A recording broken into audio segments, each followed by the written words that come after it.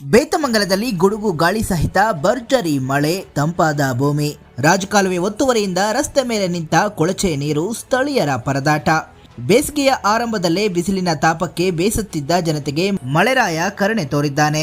ಬೇತಮಂಗಲದಲ್ಲಿ ಇಂದು ಗುಡುಗು, ಮಿಂಚು, ಗಾಳಿ ಸಹಿತ ಮಳೆರಾಯ ಭರ್ಜರಿ ಎಂಟ್ರಿ ಕೊಟ್ಟಿದ್ದು ಭೂಮಿಯು ತಂಪಾಗಿದೆ. ಇನ್ನು ಬೇತಮಂಗಲ ಕ್ಯಾಸಂಬಳ್ಳಿ ರಸ್ತೆಯ ಸಮೀಪ ರಾಜಕಾಲುವೆ ಒತ್ತುವರಿಯಾಗಿರುವ ಪರಿಣಾಮ ಧಾರಾಕಾರ ಮಳೆಯಿಂದ ಕಾಲುವೆಯಲ್ಲಿ ಹರಿಯಬೇಕಿದ್ದ ಕೊಳಚೆ ನೀರು ರಸ್ತೆಯ ಮೇಲೆ ಹರಿದು ಅಂಗಡಿ ಮತ್ತು ಮನೆಗಳ ಮುಂದೆ ನಿಂತಿದೆ. ಇದರಿಂದ ಅಂಗಡಿ ಮಾಲೀಕರು ಮತ್ತು ಸ್ಥಳೀಯರು ಪರದಾಡುವ ಪರಿಸ್ಥಿತಿ ಏರ್ಪಟ್ಟಿದೆ.